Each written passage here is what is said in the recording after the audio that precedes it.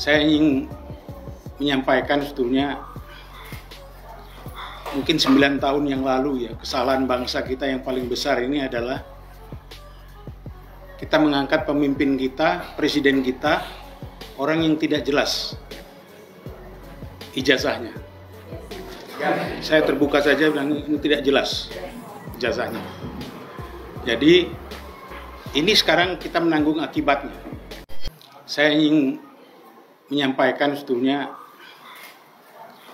mungkin 9 tahun yang lalu ya, kesalahan bangsa kita yang paling besar ini adalah kita mengangkat pemimpin kita, presiden kita, orang yang tidak jelas ijazahnya. Saya terbuka saja bilang ini tidak jelas ijazahnya.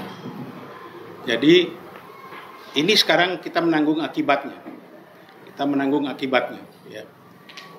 Karena apa? Karena presiden itu walaupun mana nggak bisa kita coba-coba, harus orang yang mempunyai kapasitas yang betul, kapasitas yang betul-betul mumpuni, tidak seperti sekarang ini. Ya, maaf saya katakan kalau saya mau diapa ya, tidak ada masalah itu. Dan pada waktu tahun 98, saya juga pelaku di sana ya. Sebagai Komandan Kormar, saya pelaku, saya melihat kekuatan kita tuh hanya 2, gabungan daripada mahasiswa dengan TNI. Gabungan. Saya kalau sudah masuk di sana, namanya Pak Dr. Haryadi Darmawan, dia bilang, Mas Harto, saya bawa 14 truk ini ke sana, susah masuk. Tunggu dulu Mas, nanti kita masuk. Dan masuk. Dan pada waktu itu kalau menurut saya negara kita bukan tidak dalam keadaan baik-baik saja, enggak. Keadaan negara kita masih bagus. Bagus. KKN ya tidak seperti ini juga. Ini saya kira dengan adanya undang-undang akan dirubah apa segala macam, ini kan untuk lebih memperdalam KKN itu. Zaman dulu ya ada, KKN ada.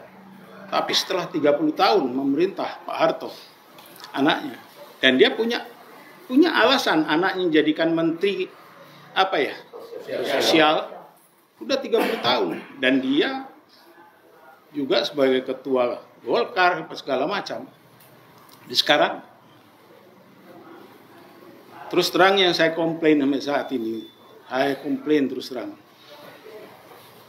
kita 78 tahun merdeka ini tidak pernah satu detik pun kita melakukan Undang-Undang Dasar 45 secara murni konsekuen. Tidak juga dengan Bung Karno. Pemilu kita pertama tahun 55 berapa mungkin? Partainya 98 apa sih? Sekarang juga partai tidak tahu berapa. Padahal kalau menurut saya terus terang nggak, partai ini legal standingnya dari rakyat mana? Tidak ada. Legal standingnya hanya ada dari mereka kaya, mereka tajir, mereka bisa membangun partai, masuk, bayari semua, ya, bayari semua yang milih. Dan sekarang kalau mau membikin lagi presiden, saya yakin hanya 2 itu yang bisa jadi. Mungkin Anies yang mumpuni itu mungkin tidak jadi. Kenapa? Kita hanya perlu, seorang presiden hanya perlu sekitar 70 mungkin, 70 juta, bisa jadi.